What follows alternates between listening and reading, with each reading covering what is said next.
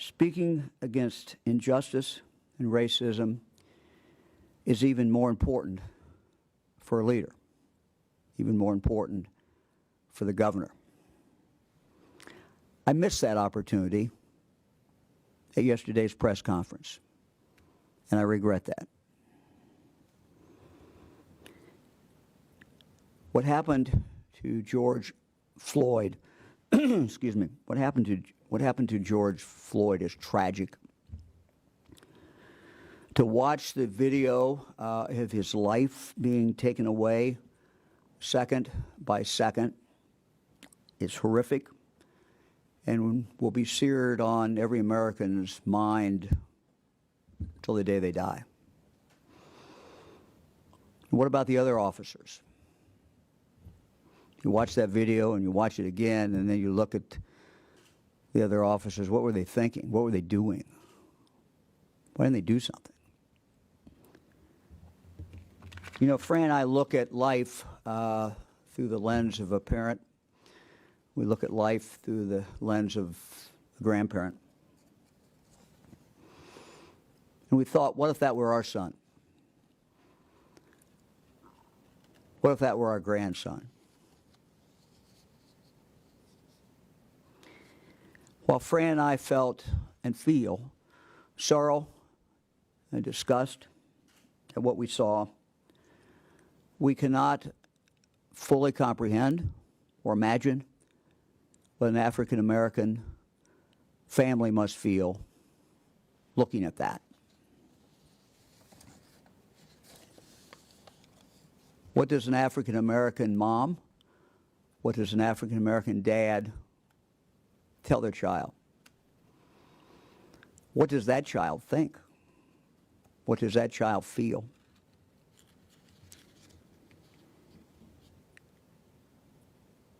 As a former prosecutor and attorney general, my thoughts when I see misconduct by police always goes to, where's the police training? Did they have the right police training? And we know it's not all about police training. But my mind goes to that and wondered. This officer's conduct violated every principle of human decency, but it also violated any kind of basic police training. When I was Attorney General, we made police training a priority, and I know David Yost continues that. We put a primary focus on training officers to de-escalate difficult situations. We put an emphasis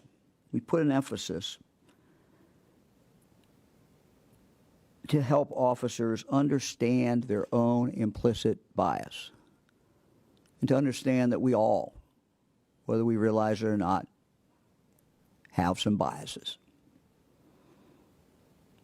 We put emphasis on training them how to deal with those. We also put emphasis on how officers can recognize those with mental health problems. No indication in this case of mental health. But my point is, these were three areas that we felt were very important. We have accomplished a lot in this area in Ohio, but not enough, and we must do more. And so my commitment today to the citizens of Ohio is that we will do more, that I will work with the leaders of the General Assembly, that I will work with the Attorney General, David Yost, and we will continue down this path and do more in this area. It's very important that we do that. You know, we have in Ohio over 35,000 police officers. Police officers who risk their lives every single day. They protect our communities. The Columbus police officers who responded to the Statehouse area yesterday put their own lives at risk and did an excellent job. The vast majority Almost all police officers do a good job. But we have a moral obligation to make sure every officer, all 35,000, have the proper training. And we also have the obligation to do everything we can as a society when there is one who is not doing that,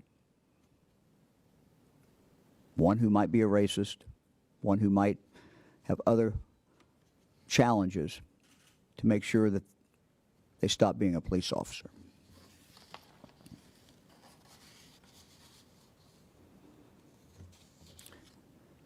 Training is important but does not solve every problem.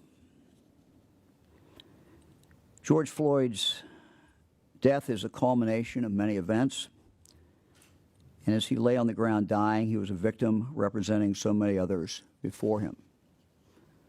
His death impacts all of us. We have a responsibility to each other. We have a responsibility, all of us, regardless of race, to stand up, to speak out, and say, we will not tolerate conduct like this. Now, I understand that today there is frustration, there's fear, there's pain for so many of our African American fellow citizens. There is pain for many African American men and pain for the families that love them. The pain, the distress, the anger, the fear are real. I want to make sure, as governor of this state, that I say to every African American male, women, children, you are valued. You're an essential part of this community, and no one will forget that. Through your pain, your anger, and your grief, you are valued.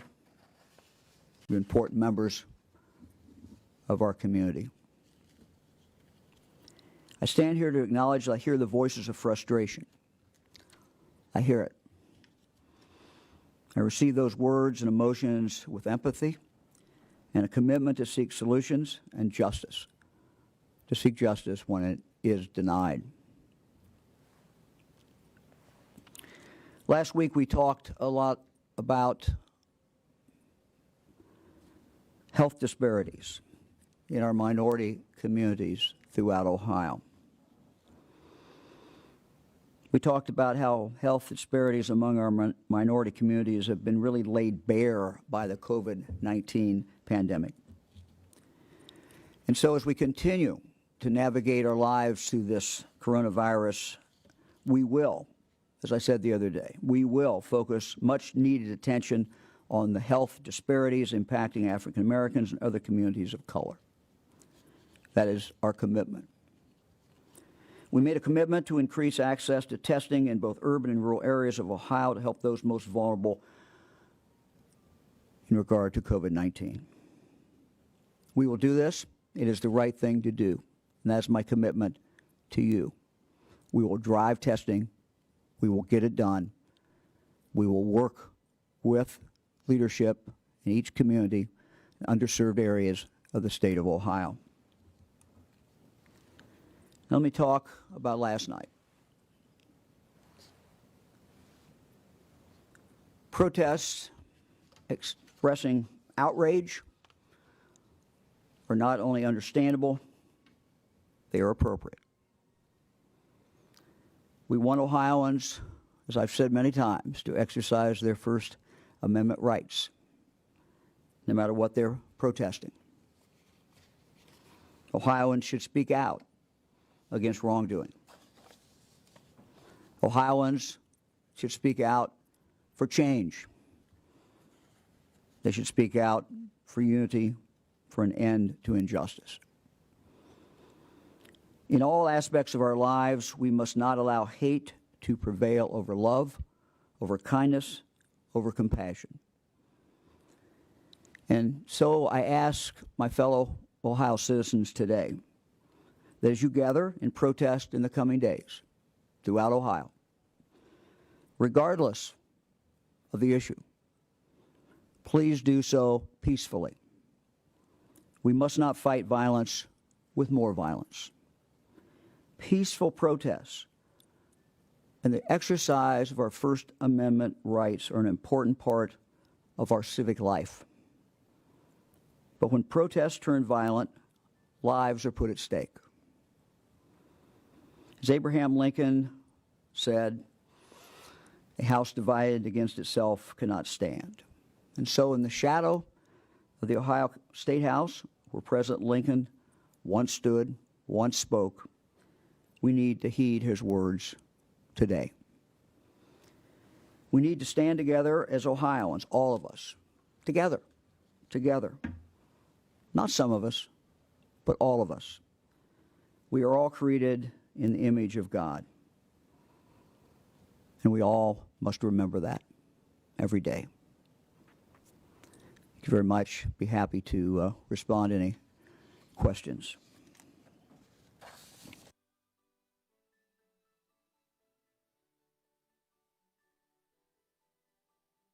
Tom Bosco from ABC6 here in Columbus.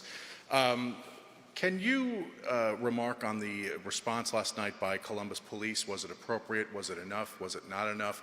What about the possibility, or did you ever entertain last night bringing in any extra forces, National Guard or any other forces like that? Notified by Public Safety Director Tom Stickrath last evening about what was going on at the State House. He kept me informed through the night. I think the fact that there were no injuries, serious injuries, is a tribute to the work done by the police. We did not at any point discuss bringing in the National Guard. The Highway Patrol, of course, was there. Highway Patrol did what they do in regard to the State House. So, that's what happened. What happened last night? It was a Columbus Police Department was in charge, and that's the way that should be.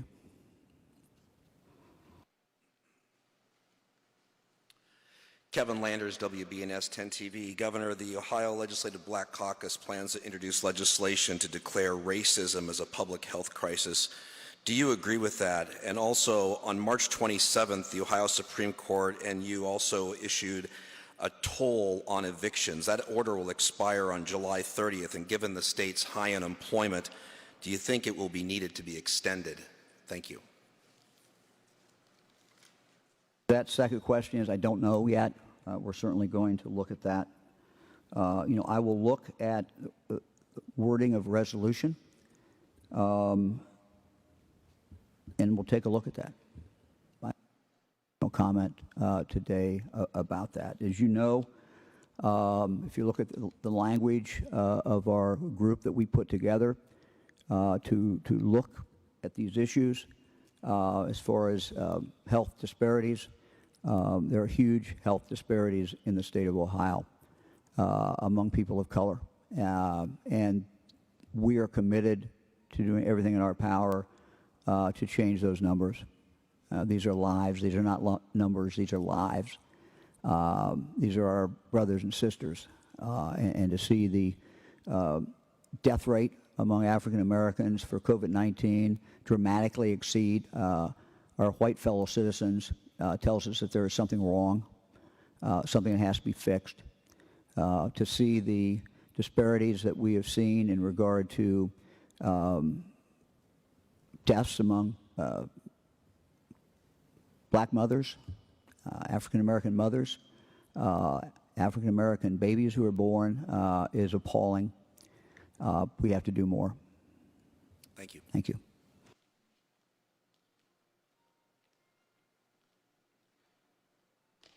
Noah Blundo, Hannah News Service. Governor, you talked about police training.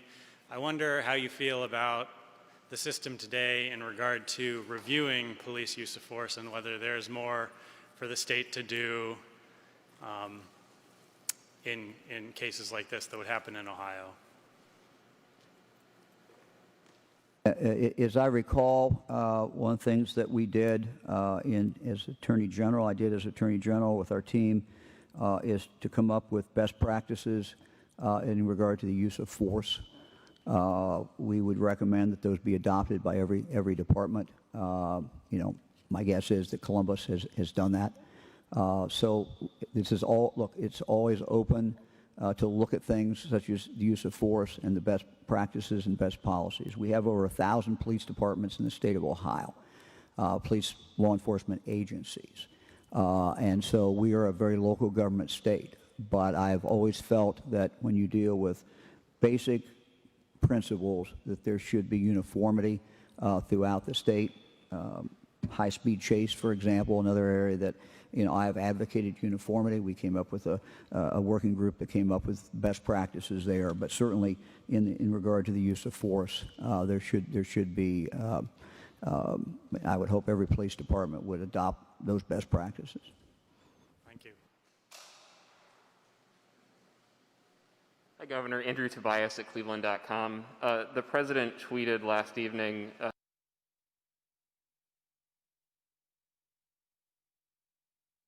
Just spoke to Governor Tim Walz and told him the military is with him all the way. Any difficulty, and we will assume control, but when the looting starts, the shooting starts.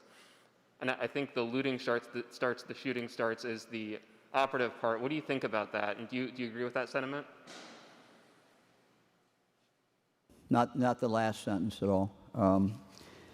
Look, I think it's very important that leaders, such as myself, be a source of peace, stability, and work to heal the divisions that we have in this country.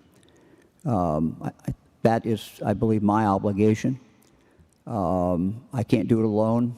I do it with my fellow Ohioans. But to reach out to everyone and say, we do have problems. We do, there is racism. There are problems in our community. There's disparities. There's disparities in health care. To recognize those things and to say, let's roll up our sleeves and let's work on them. And it's not always pretty. It's not always perfect. We always don't move forward. But I think we all have an obligation to focus on that. So the last sentence, no, I would not agree with that. And what effect do you think that has for that to be said? How do you think that's received by the citizens? Look, I don't know. I think that it's important for me as governor to talk to all Ohioans. Every day I think about the fact that I represent 11.7 million Ohioans in a very wonderful, very diverse state with different backgrounds and different challenges that each face. I think my job is to try to bring people together. We don't always come together, but we got to keep trying. Thank you. Hello, Governor. Ben Schwartz with WCPO in Cincinnati. Governor DeWine, last night there was a huge police presence blocking off streets and preventing people from joining in on the protest after it began to escalate. Can you speak on if similar precautions will be or are already being taken in other cities around Ohio, or is that solely up to the local police departments? Well, I had the opportunity every day to talk, most days, to talk to the mayors of our major cities. They are the ones that have primary responsibility for their cities.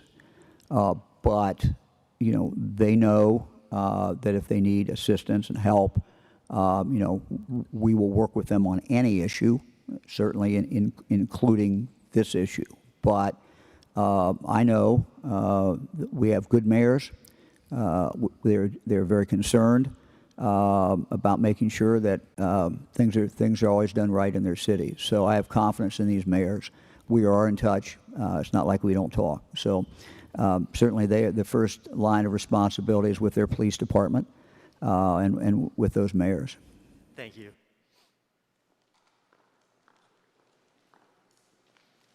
Adrienne Robbins, NBC4. Governor, thank you for being here today and doing this. You asked these protesters to protest peacefully, but some of them have responded to that call for peaceful protests and say, you know, we did try, especially even kneeling for the flag, things like that. Those things have been condemned. What do you think is a viable, effective alternative that hasn't already been tried for these people to have their voices heard? Well, I do believe that when there are protests, when there are demonstrations that are peaceful, I believe it does get people's attention. You know, what we have today with our 24-hour news cycle, and you all do a great job in reporting.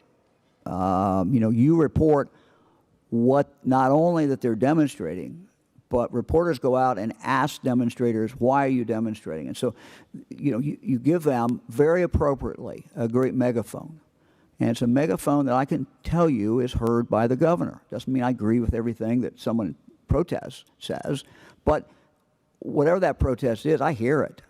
And other elected officials hear it. And so, you know, that is as old as the history of this country. It is revered, it is protected. And it is a viable way to get people's attention. Now, it's not the only way. It's not the only way. Working on problems day after day, where people roll up their sleeves and say, we have a problem here. What can we do to work on that? Using the political process. That all of those things are very, very important. So this is not a country, this is not a state where people who are protesting or people who are shoved aside and said, you know, we don't want to hear you. You know, we go to great pains, and it's not doesn't mean there's not sometimes mistakes made, but trying to make sure that people have a place to protest and an opportunity so they could protest, and making sure that the news media can then talk with them and be able to amplify what they're saying, I think is a very important thing. So there are channels that are open. Doesn't mean everything always works out right, but there's opportunities to get things done, and that's what I would encourage them to do. We are very open. The governor's office, legislature, the mayor, Mayor Ginther is certainly, if we're talking about Columbus, you know, is very open. Council's very open. So people have an opportunity to express their opinion and to change things and get things done. Thank you.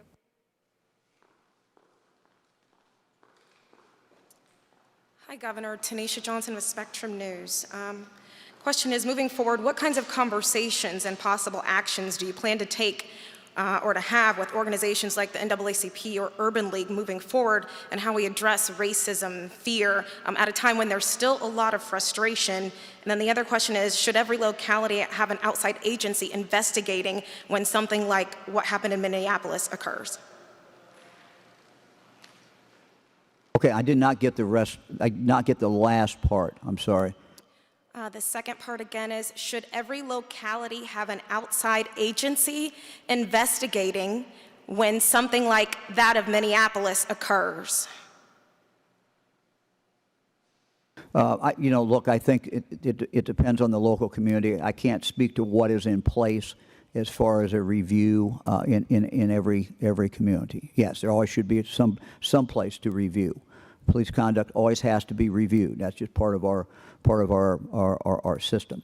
We are working very closely with some of the groups that you've talked about in regard to public health, in regard to getting testing out around the state.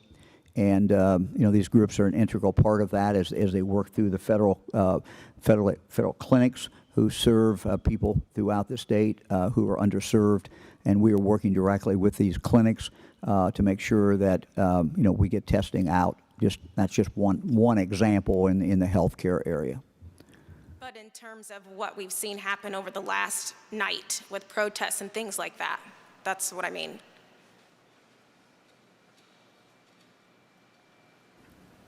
Okay, then I must have missed your question. Just state it again, then. Okay. Moving forward, apologize.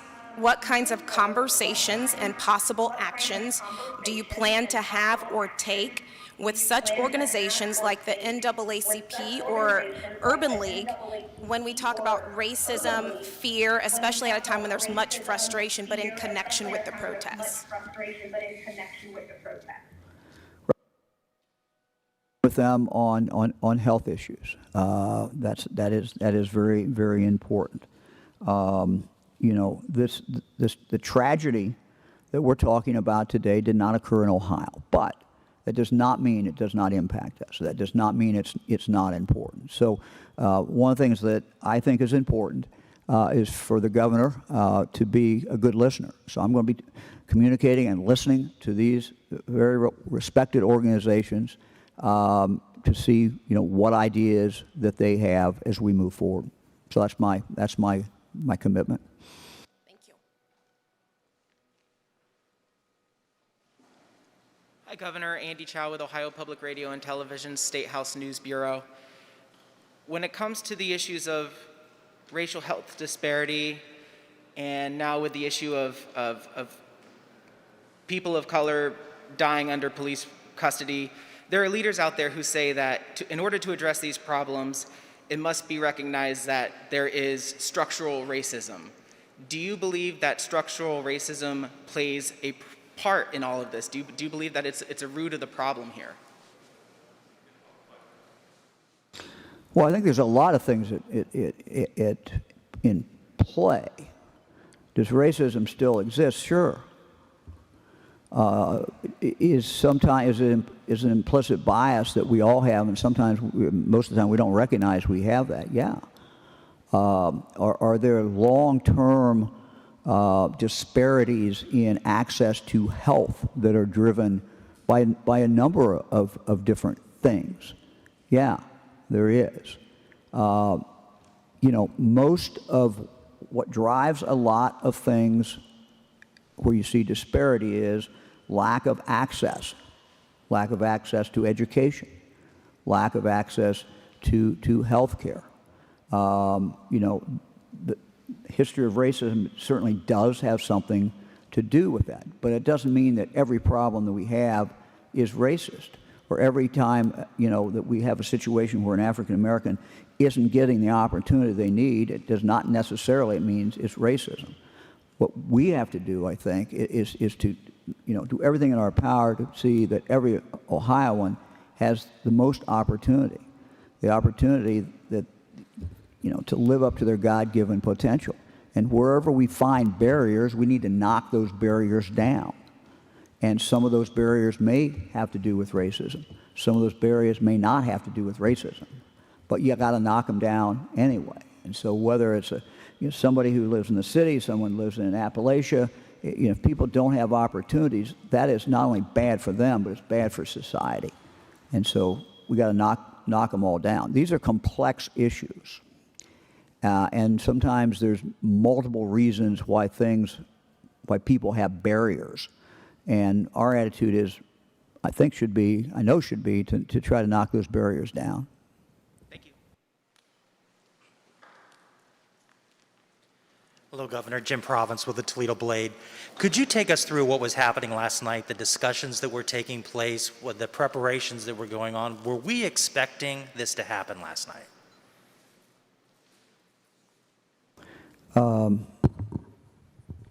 I was not expecting this to happen. I got notification sometime in the evening that this was going on. This would be something that, unless it involves directly the State House, which ultimately this did, this would be something that normally the Columbus Police Department would handle. They would be in touch with the Highway Patrol. and the sharing of information. So that would be how that is normally played out. I got my call probably it was 10 o'clock, so maybe a little before 10 o'clock. But this, again, if this was something that was occurring on state property, a prison or something, I would have got the first call. But this is done normally. I mean, procedures, as far as I can tell, were followed correctly last night. Police took the lead. Columbus police take the lead, and that's the way it should have been handled. Thank you.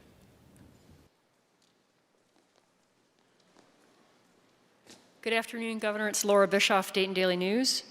You mentioned that you said as Ohioans protest throughout the state in the coming days, how many protests do you expect, and where and when, and what's giving you the idea that it's going to continue in other cities across Ohio? Transparent and open, but the one thing I've learned throughout the years is not to talk about security issues. So I'm not gonna respond to that.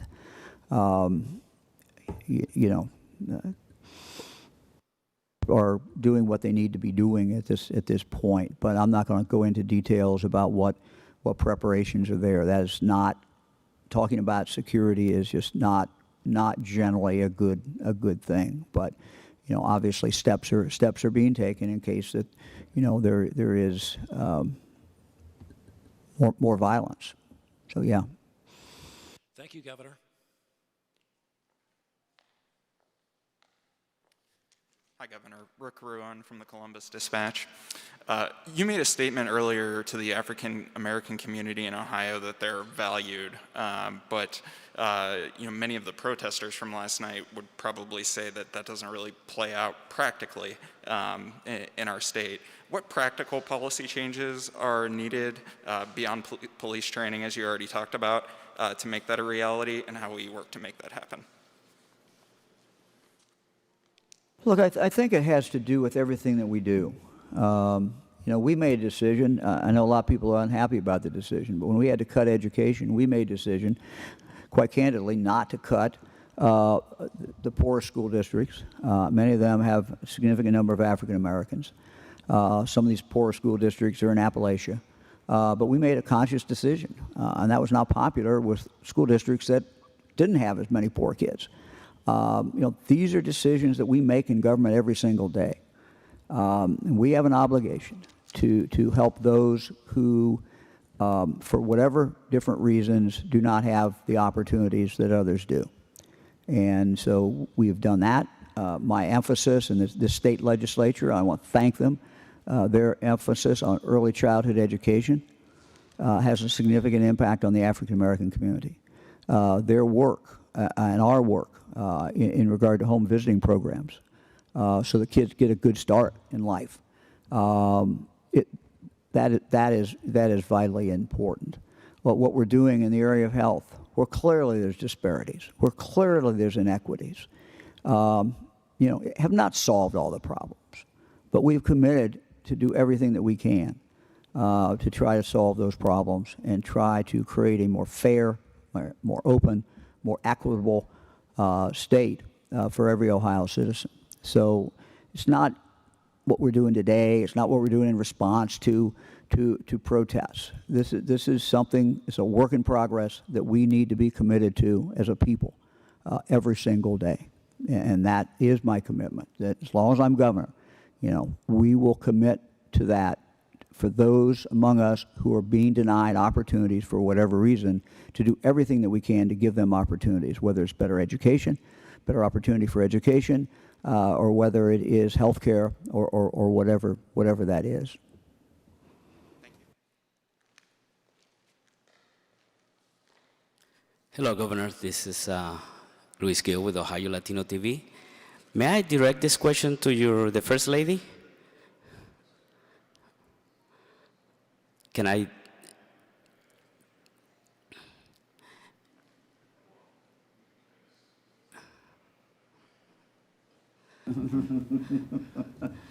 Hello, ma'am.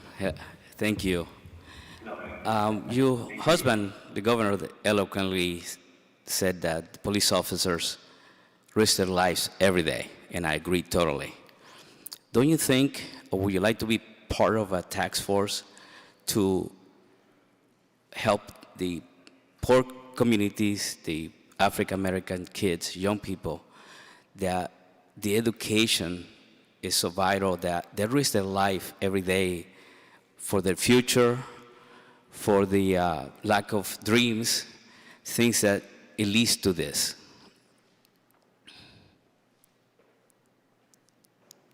Education, African American. You know, obviously, I think what Mike just said and what we all believe is that the education for these kids is the most important thing we can do.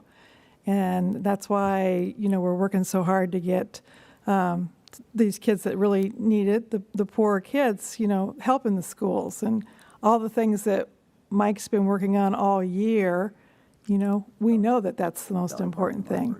You know, it's just the little things that we do that I like to do is, you know, what I care about is food, making sure these kids are getting good food.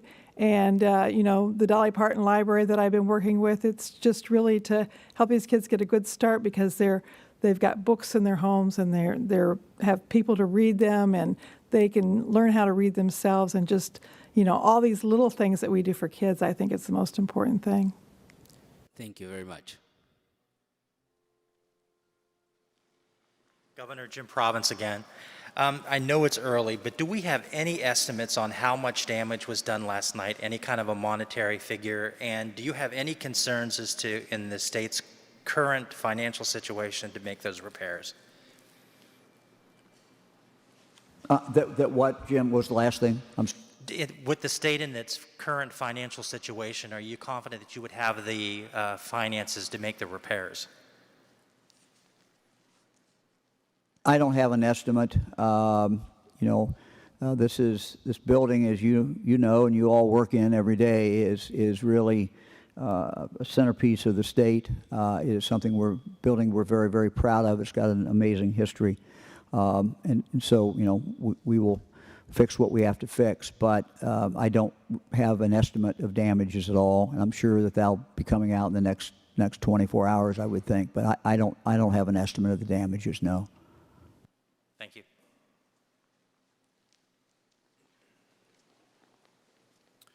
Kevin Landers, WBNS 10 TV. Governor, you said moments ago that you didn't make a mention of George Floyd's death yesterday and that you said today that you regret that. Can you speak to the African American community and ensure them that you can better relate to their needs, their concerns in the future? Thank you.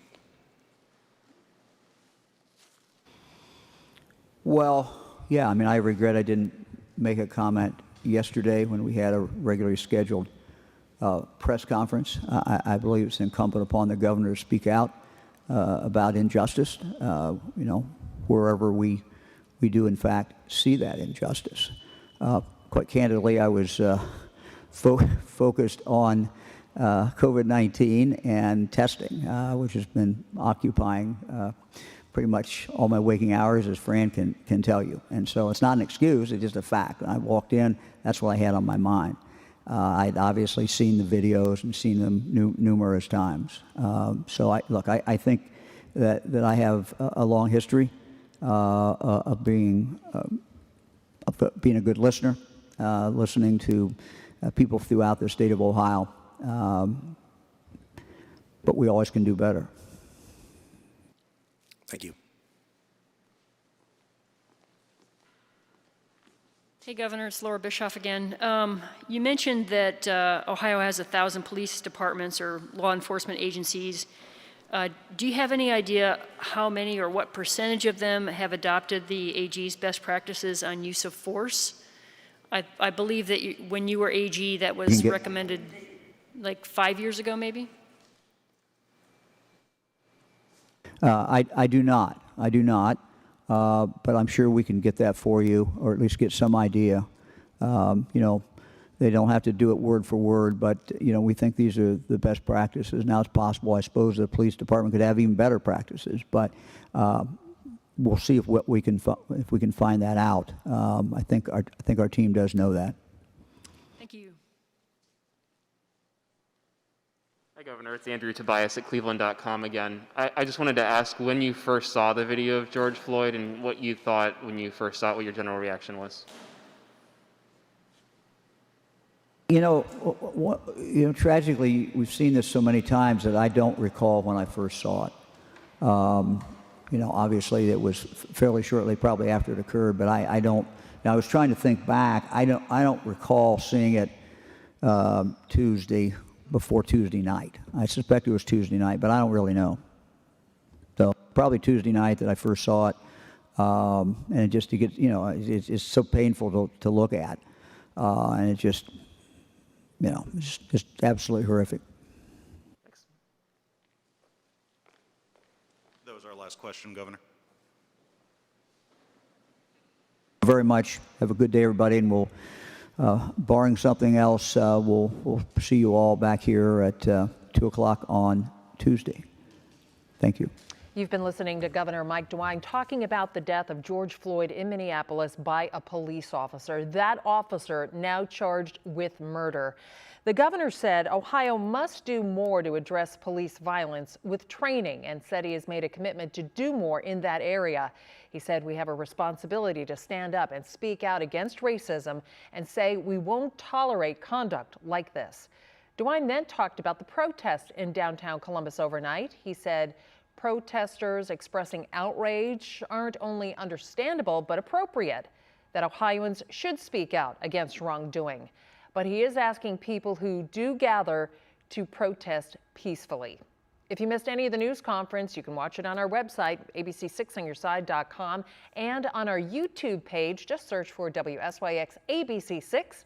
We'll see you today at 5.